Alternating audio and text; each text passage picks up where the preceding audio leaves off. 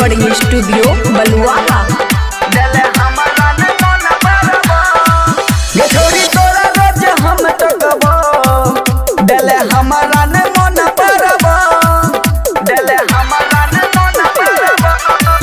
छोरी रोज तोरा हम टकबो देले हमारा ने मन परबो खेले मकई के उसना गे लागल रहे हमरा टिसना गे रोज रोज तोरा इह कहबो देले हमारा ने मन परबो छोरी रोज तोरा हम टकबो देले हमारा ने मन परबो डीजे सुमित सतीश रेमा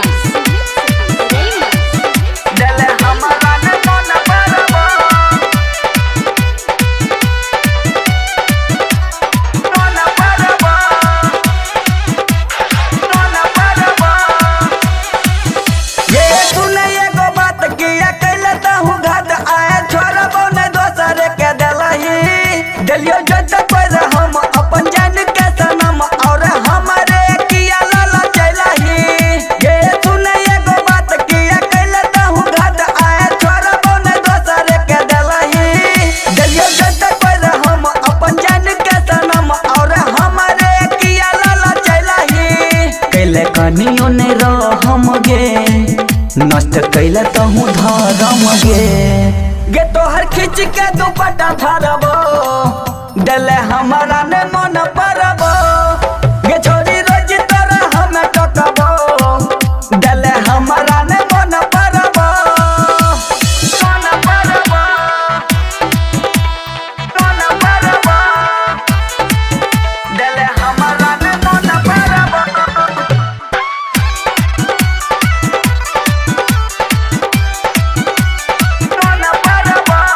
खुशी रिकॉर्डिंग स्टूडियो बलुआहा।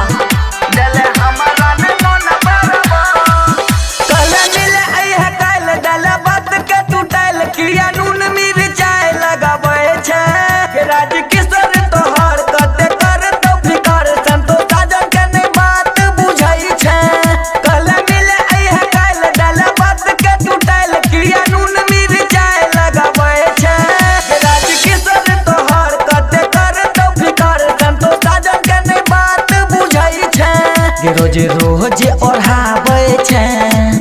दोसरे के खुआबै छै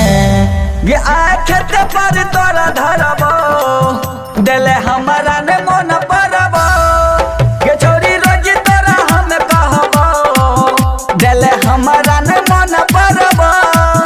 खेले मकई के उसना गे लागल रहे हमरा टिसना गे रोज रोज तोरा इह कहबो देले हमारा ने मन परबो छोरी